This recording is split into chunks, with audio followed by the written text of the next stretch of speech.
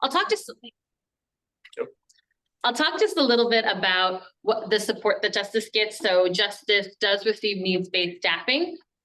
So what that is, it's a formula from our budget and staffing office that looks at the percent of students receiving free and reduced meals. The higher that percentage is, the higher the multiplier is. And then the multiplier gets multiplied by the total number that qualify. And so Justice receives 20 teachers additional from their base allocation. So they get their base allocation of all school kids. Justice receives an additional 20 teachers, an additional custodian, an additional 2 assistant principals.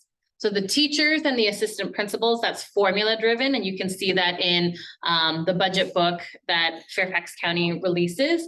But those are both based on formula and the percent of students receiving free and reduced lunch. The custodian generates because it's generating more teachers, right? More teachers means more work. So the custodians aren't formula based, but it is, well, it's formula based to the teacher. So because they're getting 20 additional teachers, they also generate 1 additional custodian. So it's 23.91 additional positions beyond their base allocation to account for needs-based staffing. So I wanted to share a little bit about that. They're also a Project Momentum school, and Margaret's going to talk a little bit about some of the supports and resources that they have access to because of that. Sure. So as a Project Momentum school, there are a wealth of supports that are available to Justice. One of them includes receiving an instructional coach, which is somebody who works closely with teams and their planning and specifically thinking about planning for students with disabilities, English learners, or any other students with specific needs. They also have access, and they're prioritized to have access to a number of different resource teachers in the county that are there just to support schools that are identified as Project Momentum. So access to a science teacher, access to somebody who's a specialist in students with disabilities. So access to somebody who is a specialist for English learners. Those Project Momentum schools, Justice has quarterly meetings to kind of check their progress and see how things are going. We visit classrooms when we come, and they are able to ask for the specific support that they need based on the data that they're seeing. So it really is, as I formerly was a principal of a Project Momentum school, and we really benefited from having that additional support. It was just kind of the county sort of rallies around you when there are data points that show that more support is needed, and that's how that support is provided. In addition, there's a full-time graduation resource teacher. That's Ms. Peters, is a person that staffs centrally because the school has struggled with dropout and graduation. So that's something that the school's given, along with other schools that struggle with graduation and dropout, centrally provided an employee that Ms. Narcisse chose that works here. Ms. Narcisse is the boss of, but is a full-time position to help track down students who are missing or help them enroll in different programs or get different supports to help them continue their education. So that's another asset that's given here. And through Project Momentum, depending on why we are Project Momentum, we will get those resources. So like you said, we have an OTG person, on-time graduation resource teacher. We do have instructional coaches, but they come out of a different pot of money. So we utilize all of those resources in order to increase these numbers and, meet our goals. Just to quickly summarize, because I paused the recording so that it wasn't recording prior to the meeting start, and then I forgot to restart it until a few minutes ago when you just heard it. So just for those, for record keeping sake, we are accredited with conditions for our dropout rate and for nothing else, just for our dropout rate. If you want to see more details, the Virginia Department of Education has the data for every school on its website. When you get a moment, James, if you could just please copy and paste the website into the chat, that way it's there for posterity. And when we post the video, it will also be there. Could you please go back one step and explain how is a school identified as a Project Momentum school?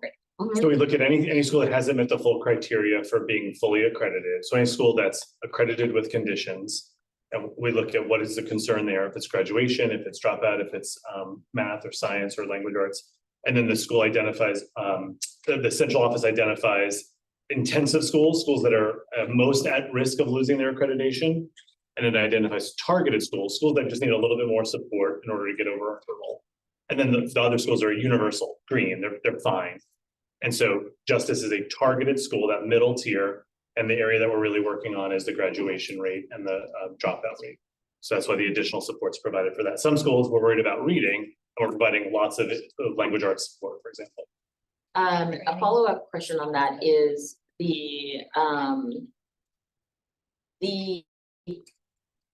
so the support that the central office has put in place is this person who was hired to essentially track kids and paperwork so that those kids that are on our rolls, for example, but have either disappeared into the ether or whatever the case may be, to resolve those. What happens if those aren't, they can't get into communication with the family, or what?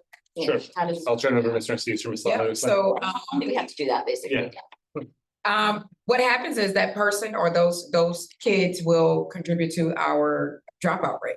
Essentially, if we find them or if they go somewhere else, that is, deemed by the BDOE, something that can correlate or coincide with them getting a high school diploma and or enrolled in a different program, such as our night school. We have adult night school, high school here. They will fall off of our dropout category. So that's the short answer. We just had that good news of the 2 more students. that are Absolutely. all-time Good news. graduated. I mean, just today, we got another update, 2 more students who are coming back. They're enrolling in adult night school and have a complete, and they're part of this positively current impact- cohort, Yeah. yes. That's great. How many students are currently on this, making up this? So as of October, we had 22 students on our 2024 cohort, which actually puts us in green, the tier 1. It puts our dropout rate at 5.9%. And that's been an over years of work, not just finding them this year. So we are not only working on our current cohort, we're also finding our 2025 students and our 2026 students. And, making sure that we are documenting the efforts and their coding. Coding makes a difference too. So all of that is put into that. I want to add something. We are trying to support also the students through the non-traditional schools. And I know you mentioned those two that, either going to the adult high school. just the 2 of them. So there are some other options as well that we are looking for those students who are, I wouldn't say dropping out, are gonna be faithful, but it's just that having a hard time to come back to the school. So we are trying to make some flexible options for them so they can get their diploma. Before I follow up on that, just really quickly, you mentioned earlier the budget book. And sometimes I think when we just kind of throw out terminology, some people might not be familiar with what you mean when you say budget book. And I think it's important because you also threw out 23.9. I think it's important for people to understand what it means when, we've heard before, like, oh, a school had to trade, right? They need something else. So they're trading over here, giving up something, all that. If you could please explain all of that. Yeah, I can share a little bit. So principals will get their staffing, their base allocation staffing. You have this many students in enrollment, it generates this many teachers, general education, ESOL, special education, specialists, all your staffing. Then you get, some schools get needs-based staffing, which we talked about, which was an additional 23 positions here. Principals are then able to, at their discretion, decide if they want to trade a position for a different one. For example, bless you. If you have a general education teacher, let's say if those 20 additional allocated, you might trade in a general education teacher for an instructional coach. Or you might trade in a teacher for a specialist to teach another section of the foreign language. So there's some flexibility when you hear trades. Principals do have the discretion to trade in positions for other positions and trade from like cash, but maybe from their textbook allocation or different allocations. They have the flexibility to cash in money to pay for other positions, instructional aides or safety and security. So when we talk about trades, it's really kind of within the pot of positions and money you get. It's the word that we would say to kind of just make that exchange to kind of purchase what you want. So it's not necessarily anything additional. It's with whatever you're allocated with your base and your needs base. The trade is how you kind of, I'm going to give you this, I want this, but it's still within kind of your overall allocation. What's good is the division doesn't say, gosh, Ms. Narcisse, your school has these challenges. You need 3 more English, 4 more math, 2 more science, 1 more special ed, 3 more ESOL. It says, here's 20, what do you want to do with it? And then everything has to be accounted for. It's not a slush fund or we're going to redo the workroom. She's got to sort of submit paperwork to say, I'm going to turn 2 of these into this, 1 of these into, at the elementary school, a great example is they might bring a retired teacher back to teach the struggling readers in kindergarten and 1st grade. Yep. We might have all seen that in the hallway. Some fabulous teacher that left who comes back part-time hourly. That's the same kind of thing. It's trading. We have Anyone in the room we have a some question? comments on the questions on the page. Sure, go ahead, James. And I'm gonna use the bully pulpit and go first because I didn't write mine down and I'm gonna forget. I've been told this many times. I've heard this from the principal at Sleepy Hollow and from Miss Narcisse as well. That we have, in my own personal observations, we do have something of a community where some of our students are a little more transient than others, where they don't establish themselves in this area as well, and it may not be in the family's priorities when they're perhaps looking lower on the Maslow's pyramid of finding work and food and shelter. Oh, I need to do my transcript work to transfer my child to another school. And it feels like we're being penalized for this, where I really feel like it's one of the strengths of Justice High School, where we've got kids from all over, different experiences, and it's really worked well for all of my kids. And it just feels like it's kind of working against us in this fashion. Sure, And I'll I'd take be that one. interested in any comments on that. Yeah, so the state doesn't want kids to go missing or dropped out or pushed out of school, but it's an effort to make sure that all kids get an education, all students K-12 get what they need. And so they hold us really accountable. And so there is a higher burden here at a school with high transients. It could be a wealthy school where lots of people work for the government and they're in and out, for example, or military.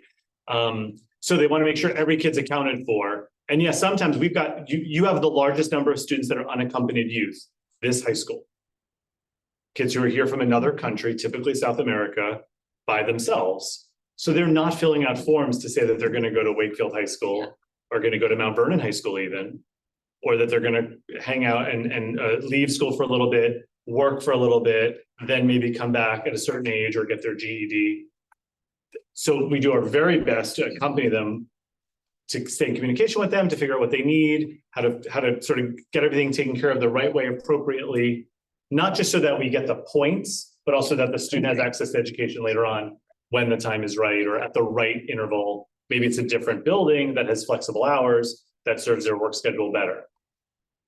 Because this is thank you for that, James. I would like to go back to the comment, the conversation earlier about alternatives. And writing the coattails of what you just said. What are the conversations like, or are there conversations, or how serious are the conversations about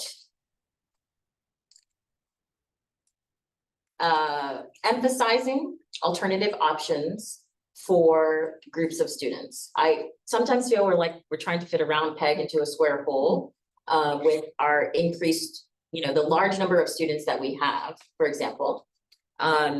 Maybe it's beneficial for us to have a boot camp, a language boot camp, and then integrate students so that they're more enculturated into the community and the system, So it's just, I'm throwing out an example. You talked about there's an alternative, night school. That how seriously are we thinking about this in terms of addressing it as an answer to our increasing population, which is not going down anytime, and all of that. So.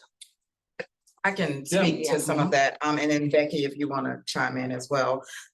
So there's it's kind of an individualized plan based on the student and their needs and their family needs, right? So there's a couple things. I think you talked about how are we educating our students and families on what the system or what the VDOE requires and graduation requirements. So it's all done when they enter the school. We have registration, they meet with the counselors. We also, our ESOL population, especially our newcomers, we actually have, it's called newcomer program. It's a newcomer program to help support those students. As the students progress through school, there are times where students may have to go to work or they can only go to school at night. And we base the non-traditional options based off of their individualized needs, because there's also options where students can take online classes. Let's say they only need 6 credits to graduate, and they can take what we call Edmentum and have support to take an online class and make their own hours. Or they need to work in the daytime and then they can come to our adult high school. We also have TSRC at Graham Road, which provides a smaller environment for certain students. And so there's a plethora of options just based on the individualized need. To answer the question, that's where our counselors come in. That's where us as admin come in. That's where we have our MTSS process. That's also where we have our social workers, our, all the different partners that we, team up with in order to support kids. Is there a systemic, like a central office, a district response? I mean, is there like movement in the district on any of this? So a lot of schools have the newcomer program where we do some sheltered classes for students that are new to the country and new to the language. But the VDOE, actually the state, the federal government requires that students have access to the public school system up through the age of 19. So there's nowhere, we can't withhold them, we can't not let them register or encourage the GED. Instead, we've got to let them come to the base school, which sometimes is tricky if you're 18 or 19, because most school kids are not 18 and 19. But the federal government requires that that's an option for students. So if they're newly enrolled, they get to come here. Now we try to see, like, if your needs are really different, let's figure this out together. So there are flexible programs. There's not a one size fits all. There's not a one program fits all. There's not one place where students who speak another language go.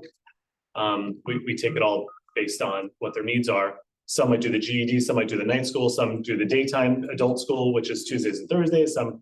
There's a shuttle that runs from Justice to the adult school throughout the day. We do that. So it's, do they need childcare? Like that's a whole nother world that we help with the students with our social work programming. So I think what's so remarkable about all of this is that it really isn't just paperwork and making sure that everything looks right from that, data lens. It really is Tiffany and her team of around her that are learning the stories of every single one of those students and working closely with central office to determine what the best match is for that student to help them be successful. It really is remarkable work that they're doing. I just want to say I appreciate you saying that, taking a closer look at each kid. Our teachers play a huge role in this as well. Our teachers really get to know our students, and somebody had mentioned online about the Maslow's hierarchy of needs. And for those kids that do have to work and they're working 7 days a week, leaving school and going immediately to a job for 5, 6, 7 hours at night and turning around, coming right back to school and showing up here and doing the best that they can. Teachers are aware of, they have these connections with them, they see them every day, and they figure out what the kids need. They become trusted adults, and then they can then turn it around.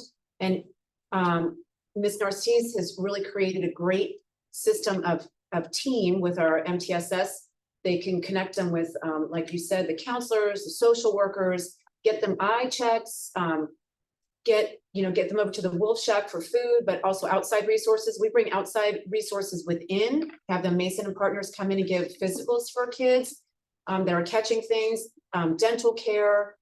So we work really close. Our teachers are a big part of this as well, to make sure that those kids that have to do things outside of school, we try to get them those needs filled so that they can come and continue on with their education. Thank you. thanks. James, can you, thank you for the note. Please go ahead and with the comments.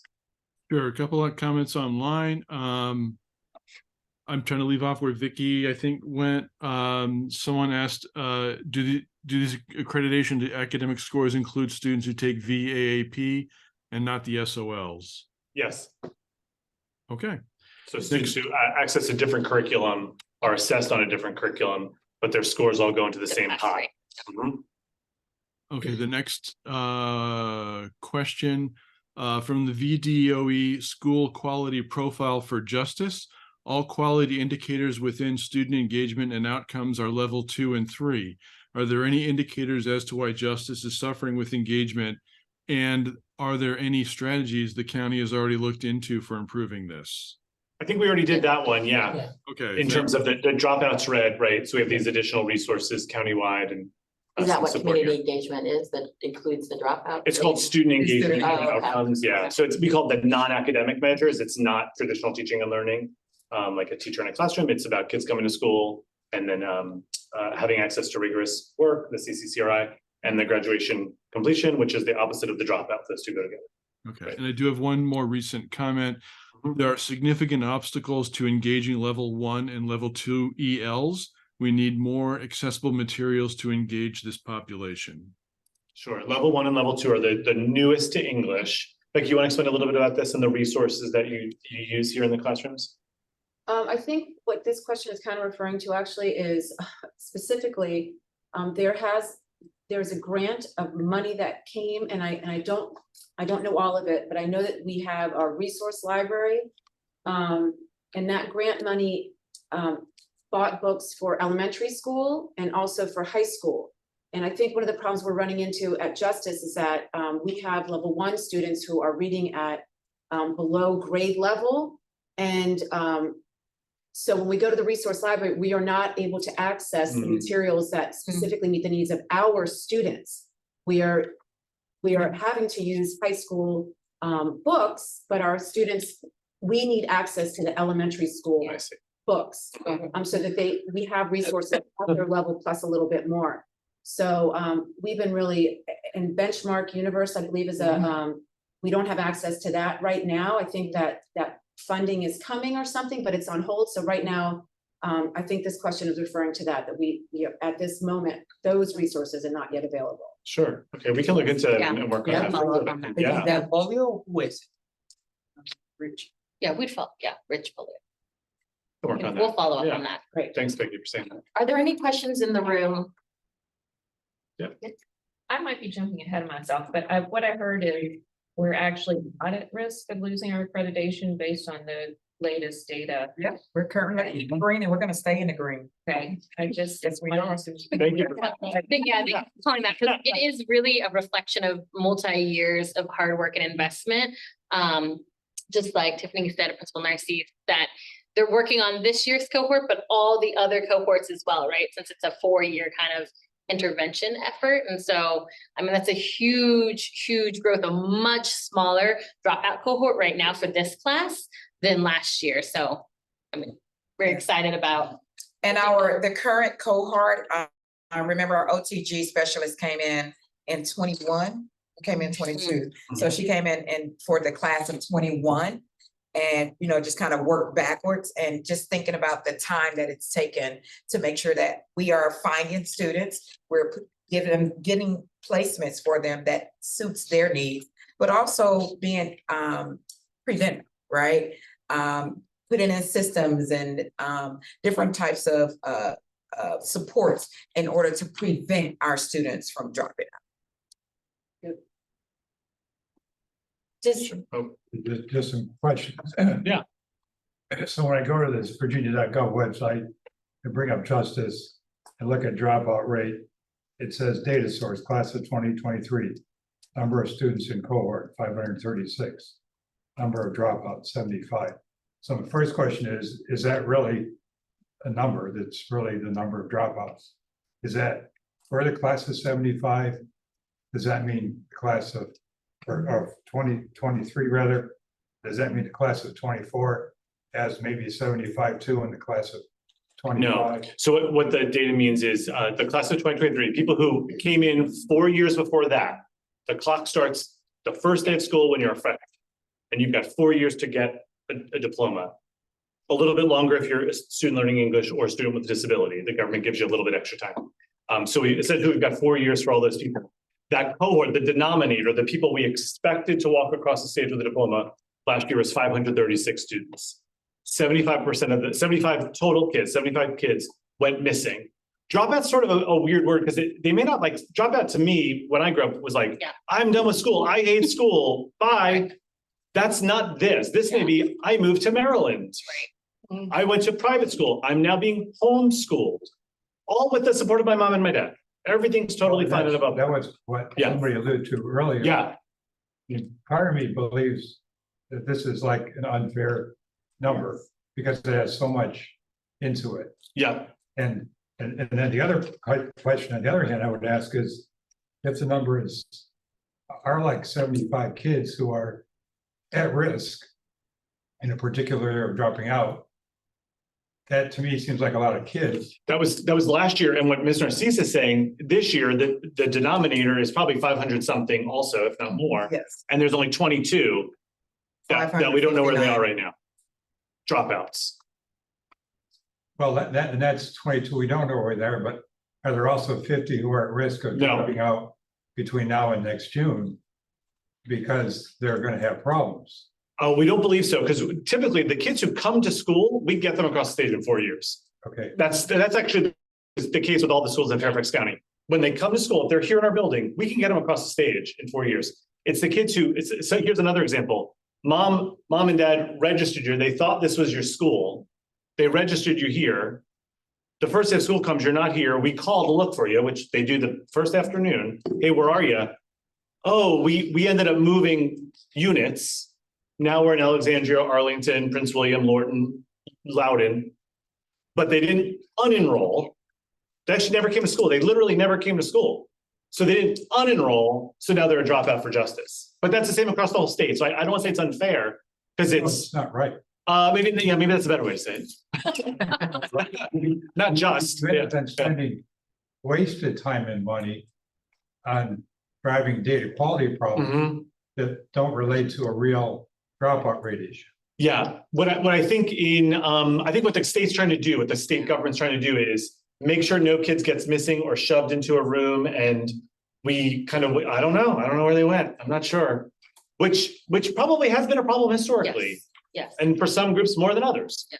And so we know that these are the rules and so maybe we're just used to them, but we don't argue with the rules too much. There are occasionally some situations that we have to really bring our clarifications up to chain in VDOE. 2 times since I've been in this role, I've been in this role 10 years, 2 different state superintendents we've invited and have walked for a full day here at Justice High School. 2 different state superintendents, which is pretty cool that they wanted to come here because they know that we're the most diverse. We've got the most challenges. And to be honest, we're actually outperforming where people might think we perform based on the demographics of the students. The closest to us are like Harrisonburg has a significant refugee population and they're nothing like what we have. If I click over it, there's like chronic absenteeism dropout rate. So I click over to chronic absenteeism. Mhm. And it shows like it says at or above 10% absenteeism, 573. Does that mean students? Yes, 573 unique students of the 1,753 students And this is last year. last year. So it's like, is there a dashboard that gives Fairfax County this year data for us so that you can see? Mhm. These are lagging. Yeah. They are. So You're lucky. must be looking at my screen or you have like Superman vision. There is a dashboard that I look at it every single day, monitoring our chronic absenteeism. And I'm proud to say, as of today, because this is updated, Yeah. Justice High School, we are at 14%. That is huge. That is a celebration. I want to, hallelujah, snap my fingers. Zero, right? Is that a public? No, no. Oh, okay. Yeah, Really, the chronic absenteeism really should be zero. no, Nobody's ever absent ever. No, I think chronic. So it's 10% of the school year. So at this point in the year, Right. it's kind of a moving target because at this point in the year, kids who are chronically absent have missed 10% of the months that we've been in school. So they're not at 18 yet for the year, but they've missed 10% of what the school year's been so far. That's 14% as of right now. So you're saying absenteeism really isn't a problem right now in the school. Right now, we're looking really good.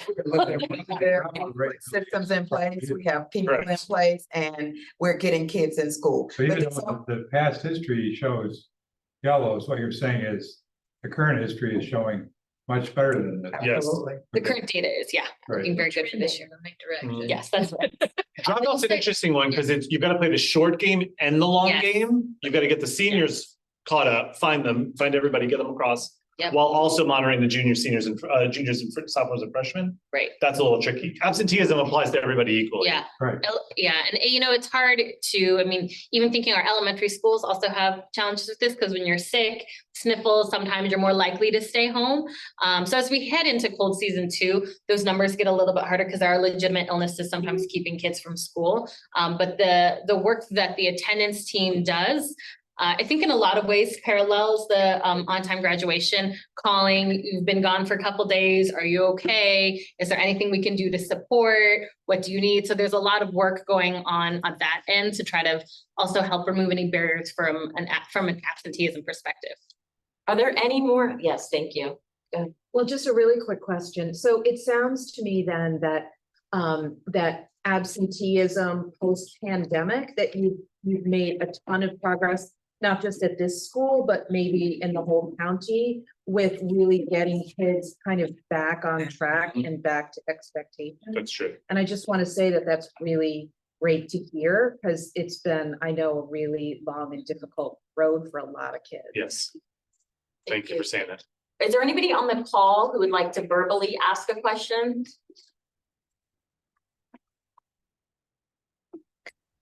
I would like to talk about instructional resources. Yes, I please, just want come to, on. I teach US history and US government for level 1 and 2 English learners. And I'm the person who made the comment about needing level appropriate resources in the chat, which Becky Corallo elaborated on. It's good for students to be able to put their hands physically on resources. It's tactile. It gives them a spatial orientation to the information that's in the book in a way that open tabs on the screen don't do.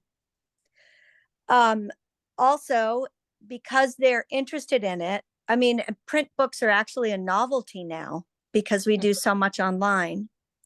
Because they're interested in it, they're more engaged.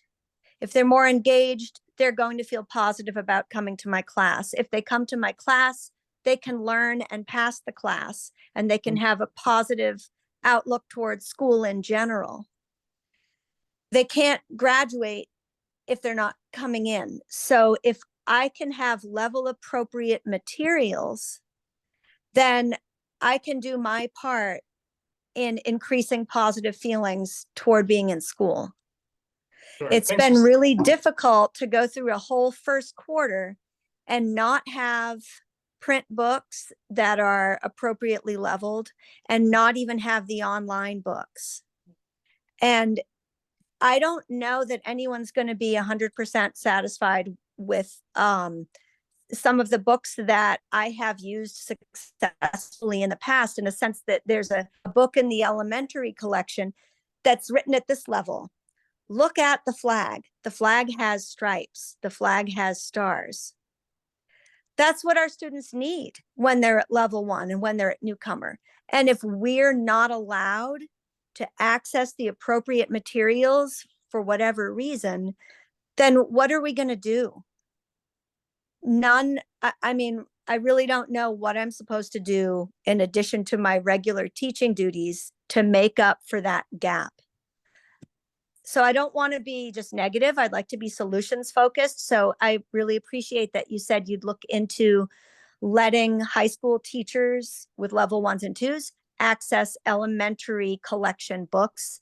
And also if you could look into the Benchmark Universe online resources. That it's not paper. And I just said I prefer paper.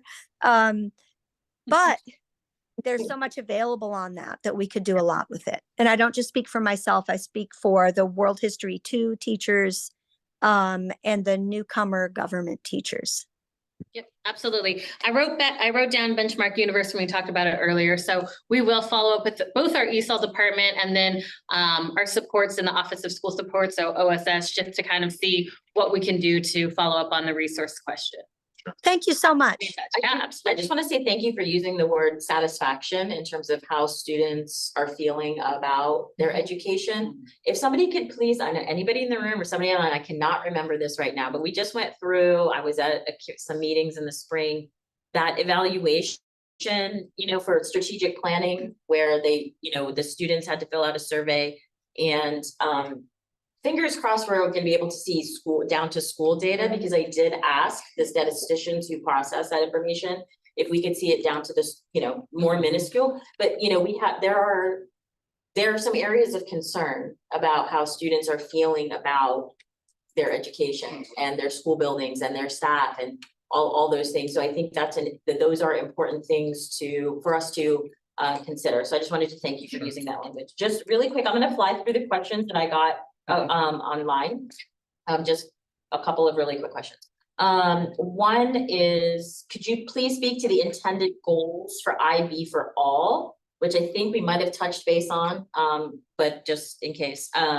This has slowly been implemented without much planning or clarity. And then another question was about zero grading returning. You know, so that I guess people weren't giving zeros anymore. It was like 50, it was still an F, but it's 50. Why is that returning? What's the thinking? What could be the impact on grading, on some of our other concerns, you know, on the dropout rate, on, you know, academics, all that kind of stuff. So it's those two questions. So the IB for all is our way of allowing our students to have access to the IB curriculum at some point in their high school academic career. That's the short answer of it. Not to say that they're going to be an IB, you know, graduate or to, you know, take it further, but it's to ensure that all of our students have access to the IB. And it's not even a curriculum, it's a way of teaching. It's a way of responding, it's a way of thinking, it's a way of thinking outside of the box, and going an extra, or taking it things further, just prepare our students for post-secondary or post the high school, wherever it is that they want to go. So that's the concept of IB for all, and it's not something that will happen overnight. Which is why we started with one grade level and one content for students to access the IB program and strategies that are embedded within the IB. And that was 11th grade English, you said? Everybody's going to be taking IB 11 English? Yes, language. You want to talk the grading too, Ms. Narcisse? I need you to respond, ask that question. Zero grading, giving zeros is returned now apparently. And the question is, what's the thinking behind that and how might that impact the students in our building and graduation and all kinds of things? So the grading policy, it's actually an FCPS policy that we are in the process of, I should say, transitioning. And I guess that's just the it of it. It's an FCPS policy that we are in the process of following the guidelines, and it's all FCPS. The FCPS, following that policy and those guidelines, there were some caveats with that. So students are if they're given a zero, it's that they haven't done anything at all for the assignment. Right, so the assignment was given, there were multiple opportunities to complete the assignment, and per the new FCPS policy, if they have not done anything, it would be a zero. Like there's nothing for the teacher to even look at to try to give a grade or feedback on. If they have. And most of that is tied to absenteeism. If they haven't done anything, most of that. And then, but if they have made an attempt, they have submitted something, even if the raw grade would be below a 50, if they've submitted something, they've made some kind of an attempt, the lowest grade would still be a 50. It's only if there is no attempt whatsoever after multiple opportunities that a zero would be. Does that apply to tests as well? The summative assessments, same thing, right? So if you submit something for the exam, you still get at least, you have a floor. That, right.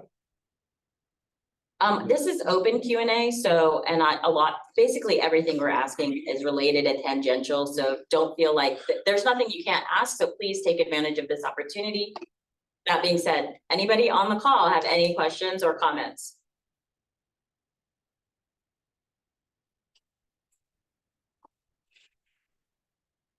You got one again? Okay. I just have a comment. So I know you were saying about a potential budget line for helping specific teachers, and I was wondering, hearing her concern over not having books at the right level, whether that would be something immediately that the PTSA could help with. Yeah, we're gonna look into it to see what's available. Right. Right, what we want is like low reading level, high interest That's right. books for kids that are learning English. That's not embarrassing or inappropriate, right? So that part. So we have to figure out what we're allowed to use, what we can use, what we're willing to ask permissions of stuff. Yeah. That maybe other schools don't need, but we can use. But from a PTSA, Control, we can't just. Yeah, but- From a no, parent yeah. side.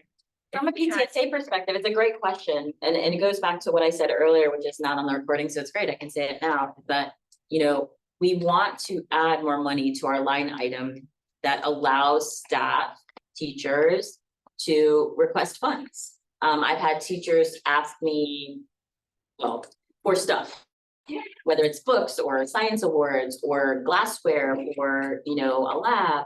So we want to have more funds to be able to sort of back up, you know, and support. It's called support. It's literally called school support in our line items in our budget, but we can't do that if people don't buy our holiday trees, if people don't come to our annual gala, if people don't just go onto our website and give us a monetary donation, or if you don't become a member, all those things, if we don't do, then we don't have the money to add money to the line item to be able, because it's big, you know, we are a cog in this huge system. And oftentimes there are things that teachers want and need for their students that we could try, you know, and help support or get sponsorships for very specific items. Right, Even if it's not our If dollars. we've got permission but not money, welcome. Yes, yeah. We'll have Ms. Narcisse come to you, but we might not have permission. I want to be clear, like, what do we already have and we just don't know about it or not using it yet. And we can work with Ms. Strauss, the department chair. Anything else for us before we depart? Anybody on the call? Is there anything else in the chat? Anne Marie? James? Who knows where to find us? Yeah, it's just some discussion items, but nothing really for the group. Okay. We're gonna head out then. Yes. Kim has our email address. Tiffany and Colleen know how to get us. I'm here a lot as the supervisor for Tiffany directly, so I'm a friendly face in the hallway. So, but we're happy to, if something comes up after we leave, Kim, you just send an email, we'll arrange another call, okay? Great. Good to be with you all. Thanks a lot. Thank you. Take care. Bye-bye. Thank you. Thank you. Bye-bye. Thank you, James, for your tech skills. We appreciate that. No problem. Bye. Bye. Thanks a lot. Bye. Thank you. Good there. Nice to meet you, friend.